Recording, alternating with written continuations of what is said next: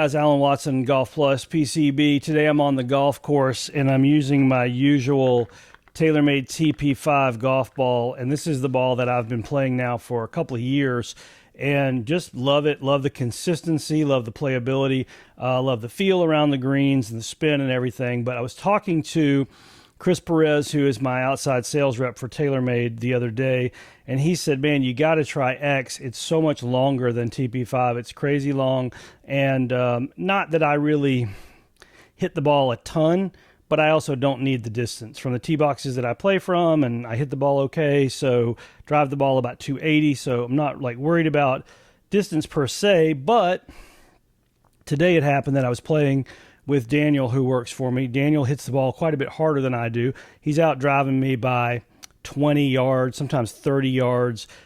He's hitting sometimes 2 less clubs into greens than I am. Again, not that that matters. You can't write that anywhere on the scorecard. But, you know, it is one of those things where you sort of look at it and you think, gee, I wonder if I could get more distance. Well, I lost a couple of my TP5s, hit a couple of errant drives. That was on me, not the ball. Had a little case of the pulls today. And so after I'd lost a couple of those, I looked down in my golf bag and I happened to have some TP5Xs. There you go. That I had brought intentionally, thinking like, well, maybe I'll give them a try. So put the TP5X in play. The next tee ball I hit went into a place I've never been on that particular hole before. I had 60 yards left in on a par 4, where normally I would have anywhere from 8 iron if I hit kind of an okay drive to maybe gap wedge, which is, for me, my gap wedge is like a 114 club. So to all of a sudden only have 60 yards, 62 yards into the green, that was insane. So I knew this ball was crazy long. Then we get to a par 3 next, and I've got the club that I would normally hit from this yardage was, I think, 165, something like that, 163. And so I hit 7 iron, which normally is like my 162 club, and I cleared not only the pin, I cleared the green and some. So I was about a club and a half to 2 clubs too long with TP5X versus where my TP5 would have normally been. So then we get to the next hole. This is a par 4 to finish the round, and it's a little dog leg right.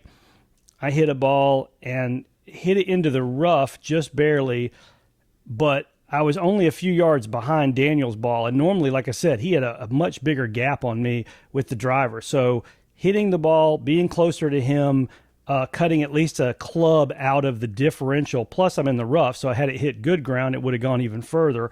I know for a fact that this TP5X is hotter than the TP5. Now, you might say, well, then why ever buy a TP5? Well, not everybody wants the same exact launch, spin, feel, and everything, but overall, this ball played pretty similar, but I did get a tremendous amount of distance. So in switching to the TP5X, I'm now going to have to refigure out all my yardages, which is fine. I can use the GC quad in the shop to figure that out.